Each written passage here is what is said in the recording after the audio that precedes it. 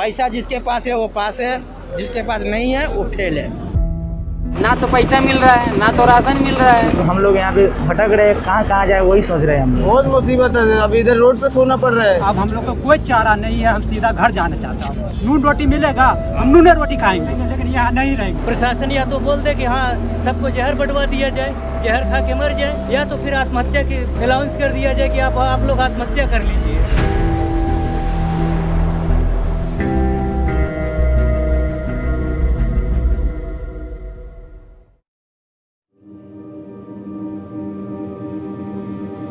On 25th March 2020, the nation came to a standstill. In a nationwide television broadcast, the PM announced a 21-day lockdown in an attempt to contain further spread of the novel coronavirus, COVID-19. Except for essential services, public spaces such as schools, colleges, shops, workspaces were shut down and the working population were to manage their work from home. But what about those who don't have a home to work from? Daily wage earners working in factories, construction sites, and workers in the informal sector across India were severely affected by the lockdown. On top of that, absence of a fixed home made matters worse for these migrant workers.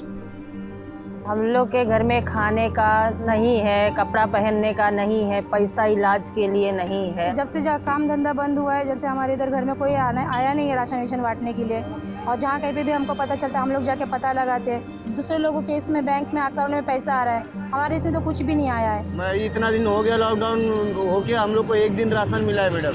3 kilo madam, इतने परिवार में 3 kilo चावल में कितना दिन खाएंगे madam, आप खुद सोचिए ना। 1200 का काम किया था, कल उससे पैसा मांगे, मैं बोले ऐसा वादा पैसा खास नहीं है, राशन दे दो और पैसा दे दो।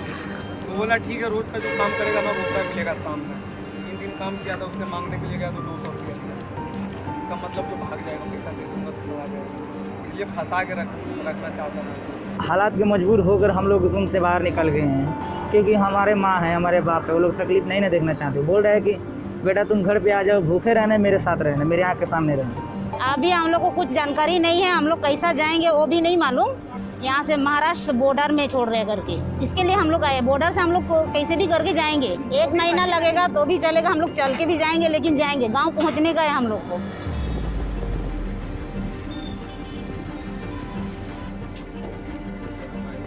पहला आवाज़ तो निकाले थलिया बजाने के लिए, थलिया बजाया हम लोग। इसके बाद फिर बोले दिया जलाने का, हाँ 9 मिनट के लिए दिया भी जलाया हम लोग। जो भी कहा वो किए, सब किए, लेकिन उतना करने के बाद भी ये व्यवस्था हम लोग को मिल रहा है। Desperation amongst migrant workers reached a crescendo. Faced with uncertainty, migrant laborers working in major metro cities demanded to be sent home safely. Shramik Express trains were announced. Hundreds of applications were received in a matter of days.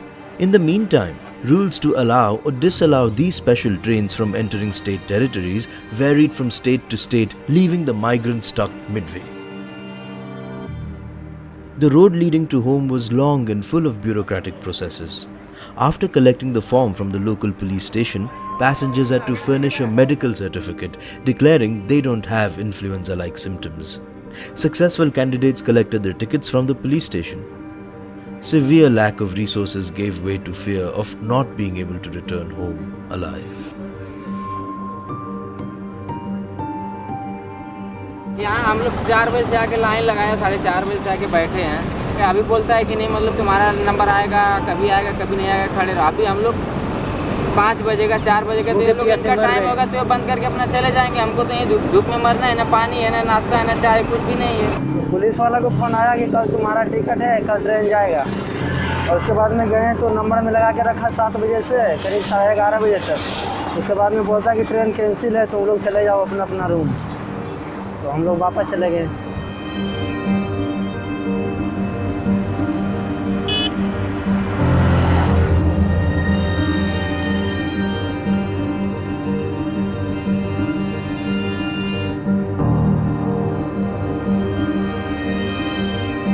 अभी उधर train नहीं मिली तो हम लोग बस के लिए इधर आए। हम लोग का चौथा दिन है। सुबह हम लोग आए, 1 राउंड मार के चले गए। हम लोग का कुछ काम हुआ नहीं। बस वाला बोला अभी ये करो वो करो, हम लोग सब कुछ, कोई भी जो भी बोल रहा है हम लोग वो सब कर रहे हैं। अभी हम लोग सुबह से रोज़ा है, भूखा प्यासे, अभी कुछ खाए पिए नहीं, इधर उधर से भी परेशान कर रहे हैं हम लोग को। रात 12 बजे से अभी तक लाइन में ही लगे, कभी यहाँ कभी वहाँ, और प्रशासन कुछ काम नहीं कर रही है। घूस ले लेके ऐसे फॉर्म जमा कर रही है और हम लोग का कुछ सुनवाई नहीं कर रहे हैं। लाइन ऐसी फालतू में लगाया जा रहा है। लाइन का कोई मतलब ही नहीं है यहाँ। न खाने के लिए कुछ दे रहा है, न खाली पानी पीने के लिए मिल रहा है। पानी और अकेला वो भी पब्लिक बांट रही है, सरकार की तरफ से कुछ नहीं है। हमारे पीछे पीछे जितने आदमी आए सब चले गए हैं। आज जो नोट दिखाते हैं उसको पहले फॉर्म मिलता है। हम ईमानदारी से लाइन लगाए हुए हैं तो हम लोग को डंडा मार के भगाया जाता है। हम लोग 12 बजे से यहाँ से हम लोग रास्ते भी आ रहे हैं यहाँ पर। हमारी लोग की मजबूरी कौन सुनेगा? हम लोग ईमानदारी से लगाए तो हम लोग ईमानदारी से फॉर्म देना चाहिए ना। एक फॉर्म तो हम लोग का रिजेक्ट हुआ, दूसरा फॉर्म हम लोग वापस से भरें, वापस से मेडिकल कराएं, पैसा लगा हम लोग का। उसके बाद 2 घंटा 3 घंटा लाइन में लगे, उसके बाद फॉर्म हम लोग जमा किए। लेकिन अभी हम लोग को ये कहने का मतलब है कि वो फॉर्म हम लोग का रियल में काम प्रोसेस होगा, काम होगा कि नहीं होगा, इसकी हम लोग को कोई जानकारी नहीं मिली वहाँ से। हम लोग काफ़ी दिन से फंसे हुए हैं। लगभग 6 तारीख को हम लोग एप्लीकेशन दिए थे। 28 जन का मेडिकल टेस्ट करवाए, 250 रुपया करके पड़ा मेडिकल टेस्ट।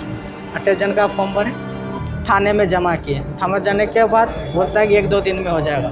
6 तारीख से लेकर आज तक 1 दिन 2 दिन होते रहता। डेली हम जाते हैं थाना, डेली जाता बोलता है कि तुम्हारा नहीं आया है। ट्रेन का फॉर्म भरे थे, मतलब आजकल कर रहा था। शाम को आएगा फ़ोन, मैसेज आएगा करके ऐसे बोल रहे थे। कुछ आया नहीं है। इसके लिए हम लोग बोले कि चलो उधर का रहना तो दिखता बस उस मिलता है क्या नहीं। 3 दिन से आके इधर भटका, आज मिला फॉर्म, वो भी पैसे से खरीद के लेना पड़ा। 400 रुपये दिया। फार्म जो भर के देते ना 100 आदमी, उसमें से 50 का नाम देते, 50 को छाड़ देते हैं। फिर उससे अपील करते हैं, सर ये ऐसा क्यों हुआ? तो बोलता है फिर फार्म भर, अगले हफ्ते में या 2 दिन के बाद फिर आना भादौर या धोबी तालाब स्टेडियम, उसके बाद देखा जाएगा। फिर जाता हूँ, फिर वही होता है।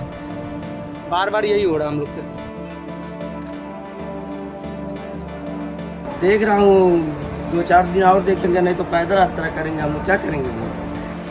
For over a month, thousands of migrant laborers waited with bated breath for their turn to board the train. Tired of waiting, some decided to walk or cycle home. सरकार तो बोल रहा है हम सुविधा दे के रखा हूँ, पब्लिक का फ्री सेवा करके रखा हूँ। ये क्या इधर ब्रिज के नीचे बैठाने के लिए? अरे सीधा बोल दो, नहीं सुविधा है तो मत बोलो। अपना पैसा दे के आदमी जाएगा, कुछ भी करके जाएगा, कैसा भी जाएगा। अरे परेशान तो इधर दोनों ही होना पड़ेगा। अरे कोई भाड़े पे रूम था, छोड़ के आया, 100 के जगह पे 400 रुपये भाड़ा खर्चा कर के आ रहा है। जहाँ 20 रुपये खर्चा था, 150 रुपये भाड़ा दे के आ रहा है। परेशान हो रहा है, कुछ नहीं है तभी करे क्या?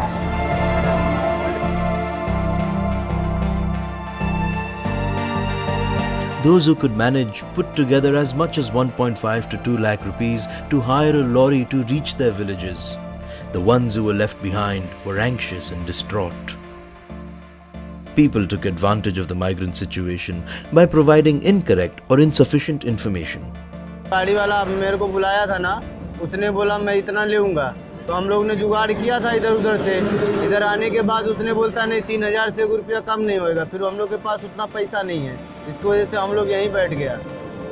आम्ही गावाला चाललो होतो, पोलिसांनी आम्हाला थांबवलं, ड्रायव्हरला मारलं, लायसन घेतलं। आम्ही इकडे 2 महिन्यापासून उपाशी आहे घरात। आमच्याकडं रूम भाडं वगैरे भरायची ताकद नाही, आम्ही गावाला चाललो। तर ह्या पगार नाही, खायची सोय नाही, लहान लहान मुलं आहे, गाडीत बघून घ्या मुलं, आणि आम्ही उपाशी मरतो म्हणून आम्ही घरी चाललो। यायनं लायसन घेतलं ड्रायव्हरचं, काय करावं आम्ही आता? कहाँ जा रहे हैं, कुछ बोलेंगे? यूपी। तो ये गाड़ी वहाँ तक पहुँचाएगी? ये नासिक कब जा रहे हैं? तो आपको पैसा देना पड़ रहा है? हाँ पैसा देना पड़ रहा है। इसी की मदद मिली आपको पैसा वैसा के लिए? कुछ खाना भी नहीं मिला रास्ते में? खाना नहीं मिला? खाना मिला मैडम, खाना और मार मिल रहा है।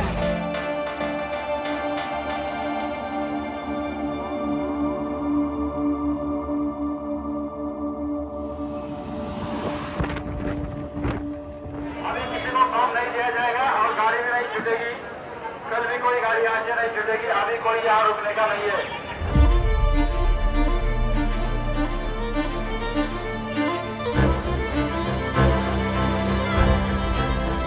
100 नंबर वाला पुलिस वाला जो गाड़ी वाला जो है वो लाइन में पूछा सर गाड़ी कब जाएगी बिहार की? तो मैं बोला बच्चे वाले हम हैं फिलहाल कितने बजे जाएंगे? तो गुस्सा होकर बोलता है कि बच्चे पैदा करता है क्या मेरे से पूछ के, ऐसा करके बोला पुलिस वाला। और उसके बाद डंडे से मारा भगा दिया। हाँ हमारा एक डंडा मारा तो हम लोग उधर साइड हो गए, गर्दी काफ़ी था।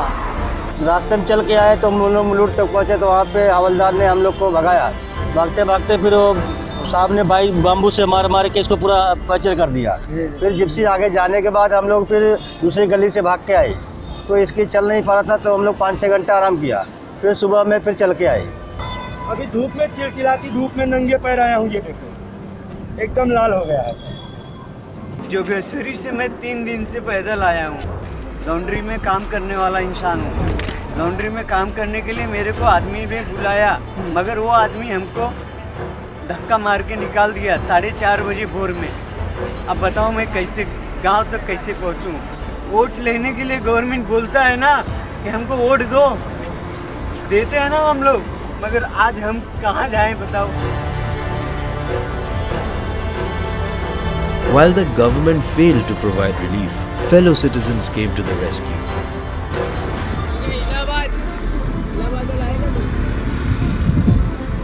Within the first week of the migrants' long journey towards home, concerned citizens started arranging for and distributing food packets, water, snacks, sanitary napkins for the weary travelers.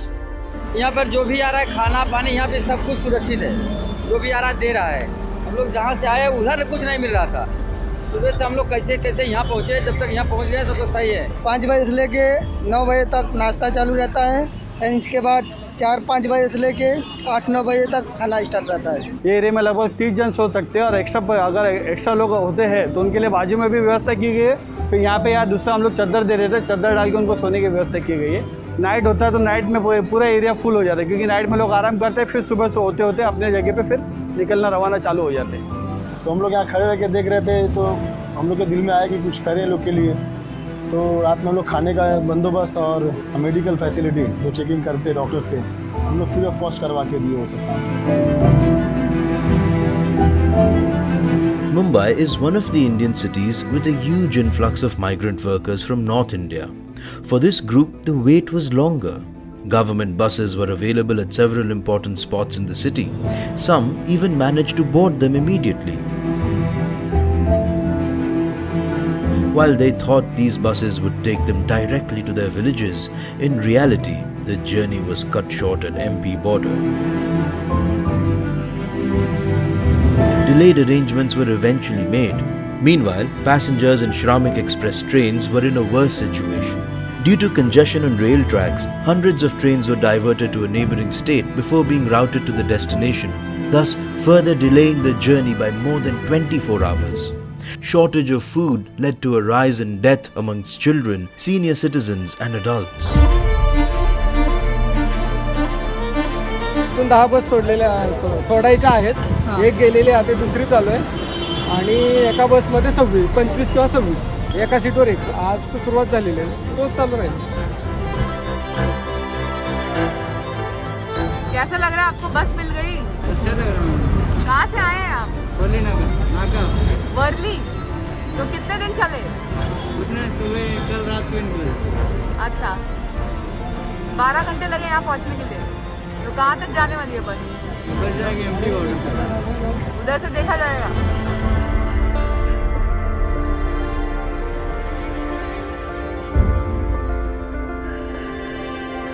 Despite running from pillar to post, their voices were not heard. Landlords forced them out of their homes as they failed to pay rent. Uncertainty about ticket fares, unfair treatment and inaccessibility of the system gave way to anger and frustration amongst the homebound workers. By the time a solution was in sight, they were left with broken spirits, hungry stomachs and not a penny in their pockets. Had the lockdown been relaxed for a week and adequate trains and care packages been arranged for the migrants, loss of lives and livelihood could have been controlled. Complete lack of rehabilitation, poor planning, shortage of resources, and an absence of empathy for the disenfranchised led to the second largest man-made human migration in India's history. The ones who feed us, clothe us, make our homes are the ones who were rendered invisible. They left our cities in the dark of the night, while the entire nation slumbered inside its comfortable homes.